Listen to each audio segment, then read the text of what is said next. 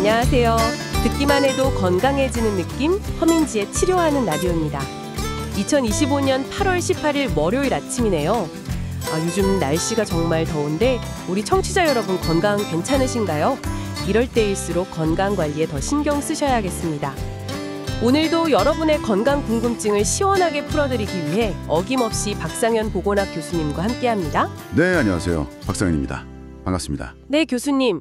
저희가 허리 통증과 치료의 모든 것 시리즈를 진행하고 있는데요. 오늘은 정말 많은 분들이 고민하시는 허리 디스크 치료, 그중에서도 수술을 해야 하나 말아야 하나 이 문제를 좀 깊이 다뤄보려고 합니다. 방송 전에 저희에게 도착한 사연이 하나 있는데요. 잠깐 소개해드릴게요. 60대 청취자분이신데 몇 달 전부터 허리가 아프고 다리까지 저려서 병원에 갔더니 허리 디스크래요. 의사는 수술을 권하는데 주변에서는 수술은 웬만하면 피하라고 하고 너무 걱정됩니다. 꼭 수술해야만 낫는 건가요? 라고 보내주셨어요. 네. 정말 딱 오늘 저희가 이야기 나눌 주제와 맞는 사연이네요. 이런 고민하시는 분들 정말 많으실 겁니다. 네, 맞아요. 그래서 오늘 저희가 이런 고민에 대한 좀 명확한 정보들, 그리고 어떤 선택지가 있을지 함께 좀 알아보겠습니다. 교수님, 우선 허리 디스크가 정확히 어떤 병인지부터 좀 짚어주시죠. 젊은 사람들도 많이 걸린다면서요. 네, 같습니다. 정확한 의학 용어는 요추 추간판 칼출증인데요. 쉽게 말해서 척추뼈하고 뼈 사이에 쿠션 역할을 하는 디스크. 그러니까 추간판이라는 게 있거든요. 네네, 쿠션. 그게 이제 잘못된 자세를 오래 유지하거나 나이가 들면서 자연스럽게 약해지거나 아니면 갑자기 외부 충격을 받거나 해서요. 제자리에서 삐져나와서 주변 신경을 누르거나 그 주변에 염증을 일으키는 질환입니다. 이게 젊은 층에서도 생각보다 흔하게 나타나요. 그렇군요. 허리가 아픈 것 말고 또 어떤 증상들이 주로 나타나나요? 허리 통증은 기본이고요. 많은 경우 엉덩이나 다리 쪽으로 통증이 뻗치는 소위 말하는 방사통이 동반됩니다. 이게 특징적이죠. 다리까지 저릿저릿한 거요? 네, 맞아요. 심해지면 다리 감각이 좀 둔해지거나 발목이나 발가락에 힘이 빠지는 근력 약화가 오기도 하고요. 또 기침하거나 배에 힘줄 때 통증이 확 심해지기도 합니다. 그럼 진단은 어떻게 하나요? 누워서 다리 들어보는 검사도 있다던데요? 네, 그게 이제 에세라 검사라고 하는데요. 누워서 무릎을 편 채로 다리를 쭉 들어 올릴 때 통증이 심해지는지 보는 건데 어느 정도 도움이 됩니다. 하지만 이걸로 확진은 어렵고요. 그렇군요. 정확한 진단을 위해서는 MRI 같은 영상검사가 필요할 수 있습니다. 신경이 얼마나 눌리고 있는지, 디스크 상태는 어떤지 자세히 볼 수 있거든요. 근데 교수님, MRI 찍어서 디스크가 막 심하게 튀어나왔다고 결과가 나와도요. 무조건 수술을 결정하는 건 아니라고 하던데요? 네. 아주 중요한 지적입니다. 맞아요. MRI 결과랑 환자분이 실제로 느끼는 증상이 항상 일치하는 건 아닙니다. 다른가요? 네, 영상에서는 디스크가 꽤 심하게 보여도 별다른 통증 없이 일상생활 잘 하시는 분들도 생각보다 많거든요. 오, 정말요? 신기하네요. 네, 그래서 MRI 결과만 보고 어이코 수술해야겠다 이렇게 바로 결정할 게 아니라 환자분이 현재 느끼는 증상이 어떤지 또 얼마나 불편한지 이런 것들을 종합적으로 고려해서 치료 방향을 정하는 게 무엇보다 중요합니다. 그렇군요.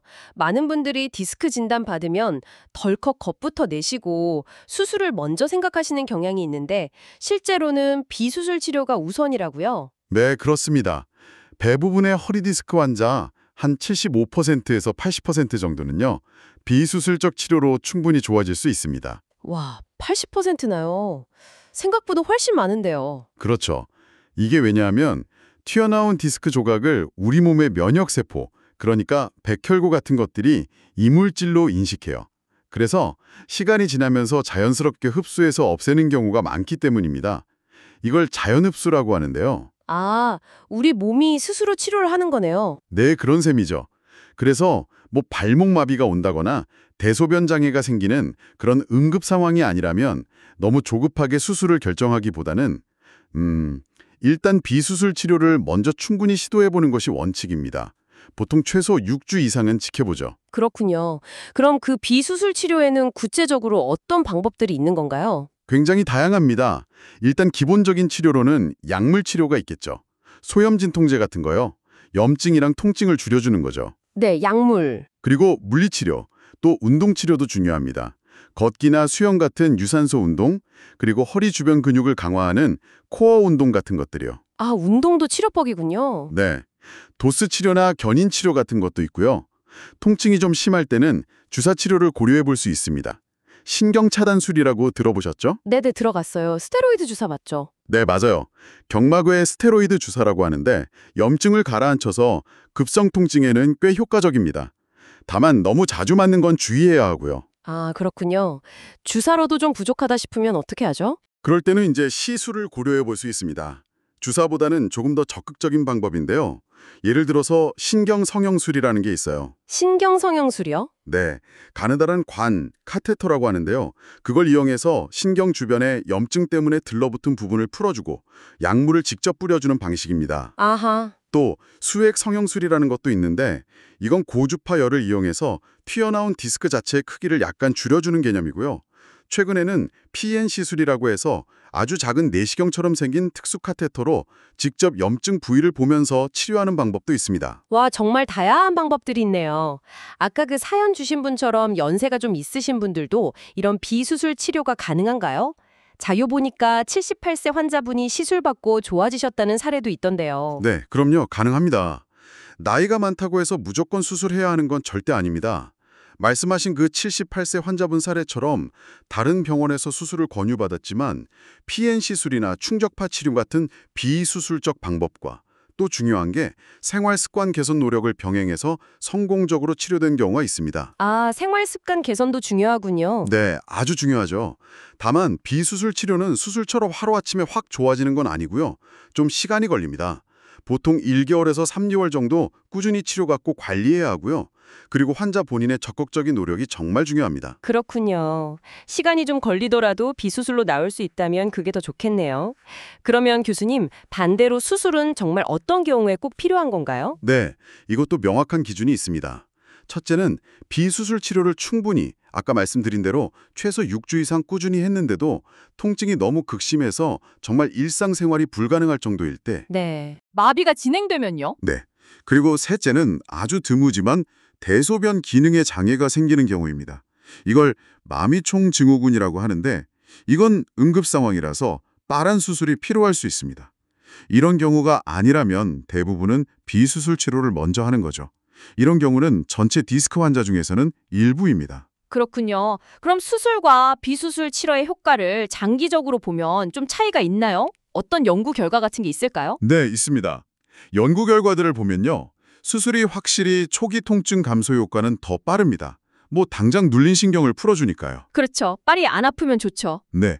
그런데 한 2년 정도 장기적으로 추적 관찰해보면 비수술적 치료를 꾸준히 받은 그룹과 비교했을 때 통증 개선 정도나 기능 회복, 삶의 질 개선 정도에서 큰 차이가 없다는 연구 결과들이 많습니다. 아, 장기적으로는 비슷하다는 거네요. 네. 그렇기 때문에 앞서 말씀드린 마비 진행이나 대소변 장애 같은 응급 상황이 아니라면 당장의 통증 정도, 이게 일상생활에 얼마나 지장을 주는지, 또 환자 본인이 치료에 얼마나 의지가 있는지 등을 종합적으로 고려해야 합니다. 그리고 반드시 전문가와 충분히 상의한 후에 신중하게 결정하는 것이 중요합니다. 네, 충분한 상담과 신중한 결정이 중요하겠네요. 자, 그럼 치료를 잘 받아서 좋아졌다고 해도 안심할 수는 없을 것 같아요. 재발하는 경우도 많다고 들었거든요. 재발을 막으려면 어떻게 해야 할까요? 정말 중요한 질문입니다. 치료만큼, 아니 어쩌면 치료보다 더 중요할 수도 있는 것이 바로 재발 방지입니다. 허리 디스크는 근본적으로 나쁜 자세나 생활 습관 때문에 생기는 경우가 많거든요. 네. 그래서 치료가 잘 되었다고 해도 예전처럼 똑같이 생활하면 당연히 재발하기 쉽습니다. 아까 그 78세 환자분 사례에서도 강조되었듯이 치료 후에도 꾸준한 관리가 필수입니다. 어떤 관리를 해야 할까요? 일단 바른 자세를 유지하는 습관이 가장 중요하고요. 의자에 앉을 때나 물건을 들 때 허리에 부담이 덜 가는 자세를 익혀야 합니다. 그리고 꾸준한 운동, 특히 허리 주변 근육, 코어 근육을 강화하는 운동과 걷기, 스트레칭 같은 것을 규칙적으로 해주는 것이 좋습니다. 생활 습관 개선이 동반되지 않으면 어떤 치료도 사실 밑빠진 독에 물붓기가 될 수 있어요. 그렇군요. 결국 내 몸은 내가 관리해야 하는 거네요. 오늘 허리 디스크 치료에 대해 정말 자세히 알아봤는데요. 좀 정리를 해볼까요? 네. 그러니까 허리 디스크 진단을 받았다고 해서 너무 겁먹을 필요는 없다. 대부분 한 80% 정도는 비수술 치료로 좋아질 수 있다는 점. 네, 맞습니다. 그리고 수술은 마비가 진행되거나 통증이 정말 너무 심해서 참기 어렵거나 대소변 장애 같은 특정 상황에서만 신중하게 고려해야 한다는 점. 그렇죠. 꼭 필요한 경우에만요. 마지막으로 어떤 치료를 받든 치료 후에도 재발을 막기 위한 바른 자세 유지와 꾸준한 운동, 같은 자기 관리가 핵심이라는 점. 이렇게 정리할 수 있겠네요. 네, 정확하게 요약해 주셨습니다. 통증이라는 건 우리 몸이 보내는 신호인데 이걸 단중히 참거나 무시한다고 해결되지 않습니다. 불편함이 있다면 미루지 마시고 꼭 전문가와 상담하셔서 본인에게 맞는 최선의 길을 찾아가시길 바랍니다. 네, 맞습니다. 오늘 교수님 말씀 정말 감사했습니다. 오늘 치료하는 라디오는 여기까지입니다. 청취자 여러분 모두 건강하고 활기찬 하루 보내시길 바랍니다. 네, 건강한 하루 보내세요. 저희는 내일 아침 7시에 더 유익한 건강 정보로 다시 찾아뵙겠습니다. 고맙습니다.